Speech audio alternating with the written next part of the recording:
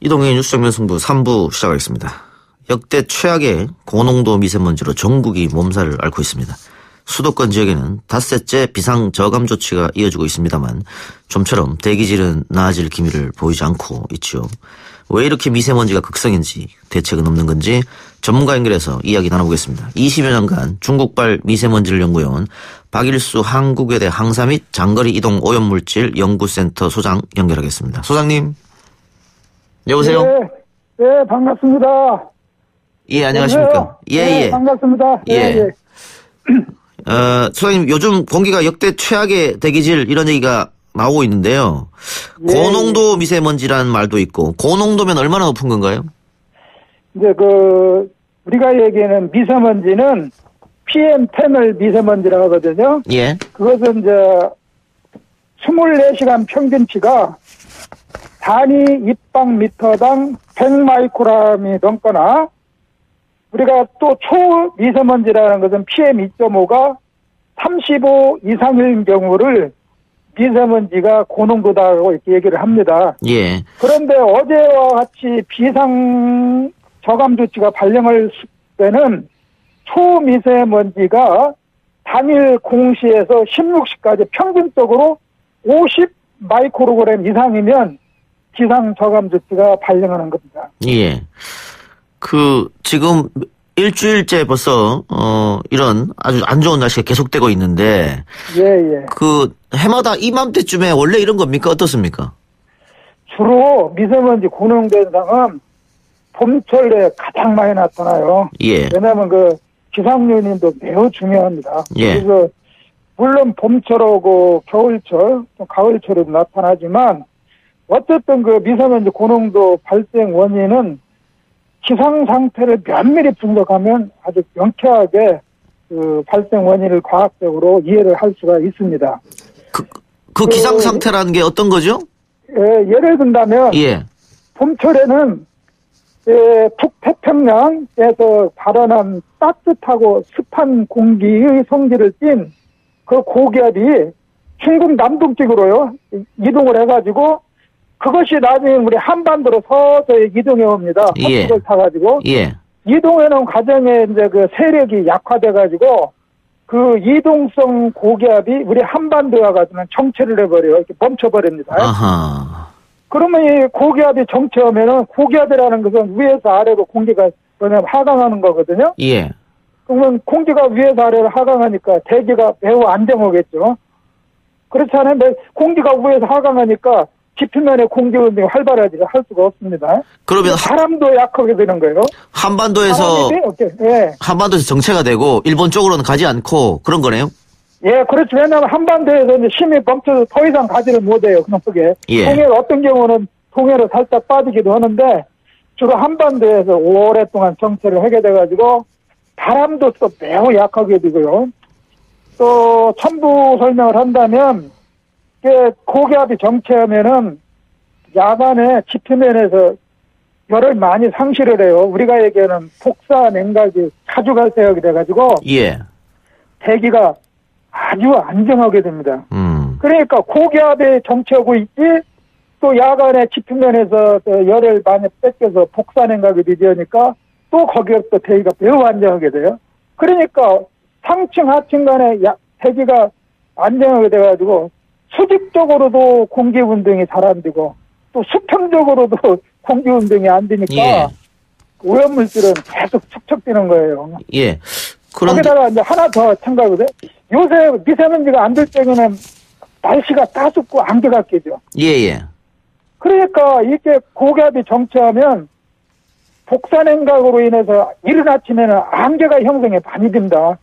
안개가 형성되고 고기압이 정체되니까 압축지잖아요, 공기가. 그러다 보니까, 그리고 이제 고기압 자체가 힘을 상실하니까 기온이 올라가 버려요. 그래서 봄철에는 보통 평년 기온보다도 10도까지 높은 경우가 있어요. 미세먼지가 높게 나타날 때가 평년 대비 평균 기온이 10도까지 높게 상승하는 경우가 있습니다. 그러니까 일반적으로 봄철에는 고기압이 정체하고 있고 기온이 높고 그리고 그 다음날 보면 안개가 꼈어요. 그러면 틀림없이 미세먼지는 높아질 수밖에 알겠습니다. 없어요. 예. 수장님, 지금 중국 측에서는요. 예. 한반도 미세먼지는 다 한반도에서 나오는 거다. 이런 주장을 하고 있는데 어떻게 받아들여야 될까요? 그게 이제 여러 가지로 생각을 해야 돼요. 제가 지금 연구를 한 게 있거든요. 예. 다시 말하면 백령도 측정망 자료하고, 백령도는 중국 본토하고 500km고 산둥방도는 200km밖에 안 떨어졌습니다. 예. 백령도에서 측정한 국가 배경도망에서 측정한 미세먼지 자료하고 서울에서 측정한 미세먼지 장들을 비교해서 분석을 했거든요. 예. 했더니 지난 3년 동안 미세먼지가 나쁨이다 하는 얘기는 일평균 농도가 80 이상인 경우를 미세먼지 농도가 나쁘다 이렇게 정의를 하는데 예. 그런 날이 3년 동안 2016년 1월 1일부터 금년 1월 말까지 예. 65일이었어요. 65일. 근데 65일 중에 12일은 제가 연구를 해보면 중국 영향이 한 80% 돼요. 80%요? 예, 예. 12일은. 예. 8일은 중국 영향이 20% 이하예요. 20% 이하? 예. 나머지 65일 중에 나머지 45일은 중국 영향이 40%, 35% 정도 됩니다. 예.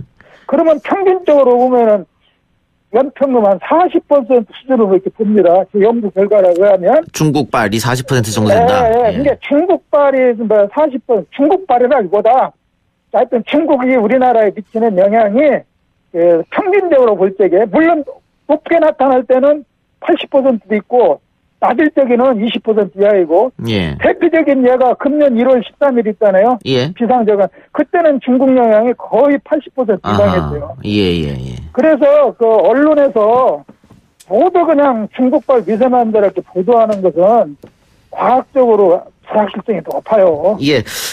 그런데 자제를 해야 합니다. 예. 김 교수님 말씀처럼 각종 연구 자료 혹은 언론사마다 이 발표가 다 달라요. 중국 영향이 크다는 그런 보도도 있고 그렇지 않다. 우리 자체적으로 뿜어내는 미세먼지도 상당히 많다 이런 것도 많다 그러는데 도대체 어떤 자료를 믿어야 될지 잘 모르겠단 말이죠. 왜냐면요 이게 중국발 미세먼지 연구를 하려면 두 가지 측면에서 봐야 돼요. 첫째는 백령도하고 우리 서울하고 미세먼지가 높게 나타났을 적에 동시에 백령도와 서울에서의 측정한 자료를 비교 분석을 해야 돼요. 백령도 농도가 서울 농도보다 높아버리는 거예요. 예. 예를 들어서 백령도 농도가 지난 1월 13일은 백령도에서 일평균 농도가 120 정도 나오는 거예요. PM10이. 엄청 높죠? 그런데 서울은 100 정도밖에 안 됐단 말이에요. 예. 한 8시간 뒤면은 서울로 옵니다. 그러니까 틀림없이 중국에 가까운 백령도가 서울 농도보다 높은 경우니까 이건 중국 영향이라 우리가 확실적으로 얘기를 할 수 있잖아요. 예. 그런 경우가 아까 얘기한 대로 12일이라는 얘기예요. 예. 그 다음에 이제 아까 얘기한 중국 영향의 20% 이하 수준이라는 경우, 8일인 경우가 백령도 농도는 매우 낮아요. 예? 그런데 서울 농도가 막 100일이고 오는 경우가 있어요. 예. 이것은 중국 영향이 매우 적다. 예. 예? 그 다음에 나머지 45일은 백령도 농도가 서울 농도보다는 낮지만 백령도의 연평균 농도보다 좀 높아요. 그 얘기는 뭐냐면 중국의 영향이 있지만 우리 자체에서 발생된 오염원이 핵심이다. 주 영향이다. 그런 경우가 약 45일 된다. 약 70%는. 예. 그래서 그것을 측정 자료도 할 수 있고 그 다음에 이제 수학적인 컴퓨터 프로그램을 통해 가지고 모델링을 해요. 예. 우리 과학하는 사람들은 그러면 배출량의 자료, 예를 들어 미세먼지를 만들어주는 SO2라 NO2라든가 그 다음에 PM10 배출량 같은 것을 근거로 해서 기상 상황을 고려해 가지고 얼마나만큼 중국서 우리 한반도로 대기오염물질이 이동되어 오는지를 모델링을 해요. 국립환경과학원에서 하고 있지 않습니까? 예. 그 모델링에 의하면 어떤 때는 80% 이번 1월 13일처럼 80%가 중국 영향이지만 평균적으로 보면 한 40%로 봐요. 알겠습니다. 예, 평균 40%인데 네. 제가 앞서 언급한 것처럼 중국 측은 뭐 우리 연구 결과를 믿지 않는 것 같아요. 아이 근데 그것은 그 사람들이 하도 우리 그 배경을 설명하면요.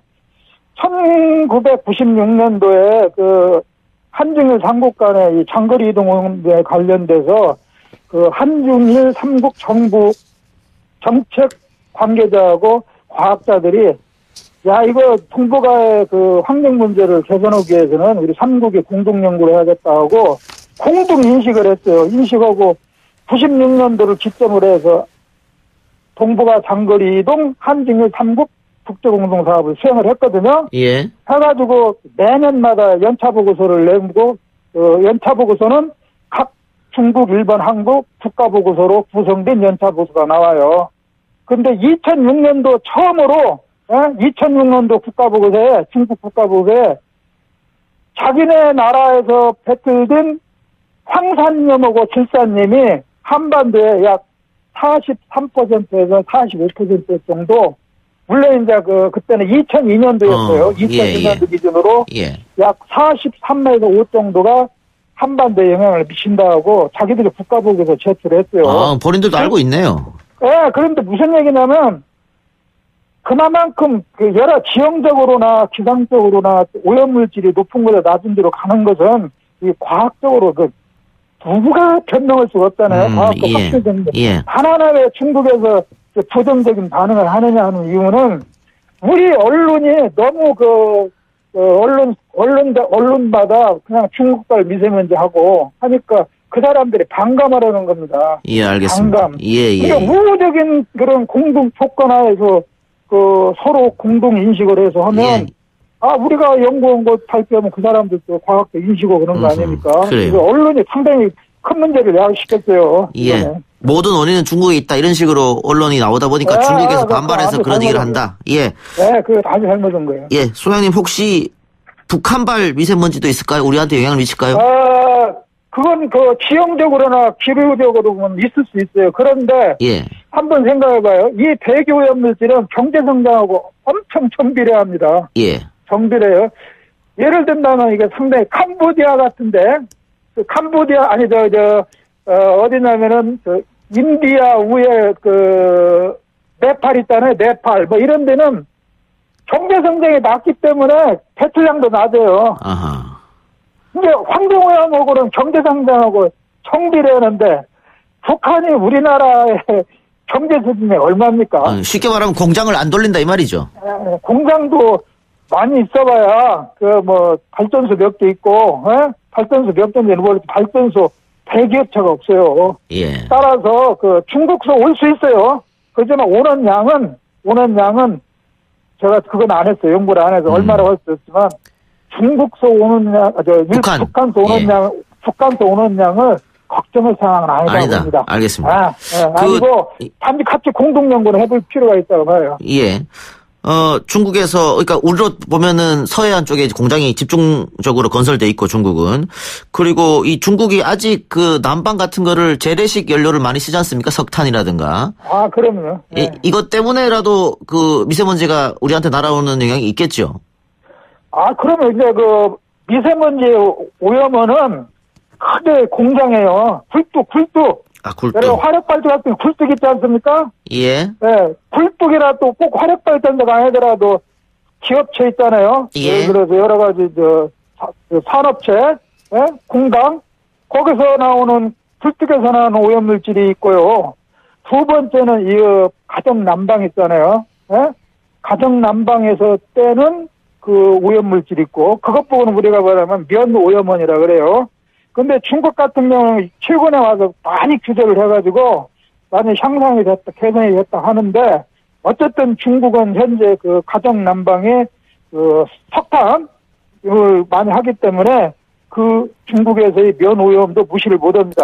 어쨌든 중국에서는 이런 공장과 주택에서 배출되는 오염원이 기류 영향으로 대기 중으로 상승했다가 그게 편서풍을 타고 우리도 알겠습니다. 오는 거예요. 예. 네. 소장님 어쨌든 오랫동안 그 미세먼지 연구에 오셨으니까요. 예. 그 혹시 이 미세먼지 대책은 뾰족한 대책은 없을까요? 뭐 잘 아시다시피 지난 이제 2월 15일에 그 미세먼지법이 시행이 됐잖아요. 예. 그래서 이제 그 국무총리실 산하에 미세먼지 특별대책위원회도 구성이 되고 그게 일환으로 미세먼지법이 시행이 돼서 예를 들어가지고 어제같이 미세먼지 비상저감 조치가 발령이 되잖아요. 예를 들어서 초미세먼지가 당일 0시부터 16시까지 평균 50을 넘게 되면 2019년 2월 15일 날 미세먼지법 시행에 의해서 미세먼지 저감 조치가 이제 시행이 되는데 그러면 우리가 하는 조치사항은 극히 비약해요. 예. 총량이 2.5톤 이상 되는 배출가스 5등급 차량만 통제하고 운행 정지하고 행정 공공기관 차량 2부제하고 그다음에 석탄화력발전소 뭐 제철국장 조업 시간을 뭐 단축 변경하고 이런 수준이에요. 네, 이걸로 안 된다 이 말씀이죠? 미약해. 예. 이 런던 미세먼지가 우리나라만 문제가 아니라 선진국 런던 파리도 문제입니다. 이제 중위도 지역은 이제 봄철에. 예. 그러면 런던 파리 같은 건 어떠냐면은 모든 민간 차량은 그냥 말하면 강력하게 도심지 진입을 억제를 합니다. 그러니까 예를 들어서 정확하지는 못지만 파리 같은 데는 거의 1유로 정도를 지불해야 뭐냐면 도시에 진입하러 그러거든요. 예. 그래서 우리도 이 비상저감제 때는 민간 차량도 2부제를 실시하고 그보다도 또 때에 따라서는 더 강력하게 예를 들어서 비상저감 조치가 연일 계속 그러면 이어갈 때는 아예 그냥 서울 진입을 억제하는 알겠습니다. 그런 정책을 수립해야 할 것 같아요. 좀 더 강한 정책이 필요하다는 말씀으로 듣고요. 그럼요. 예. 수장님 오늘 말씀 여기까지 드릴게요. 예. 고맙습니다. 예, 그래요. 지금까지 박일수 한국외대 황사및 장거리이동 오염물질 연구센터 소장이었습니다.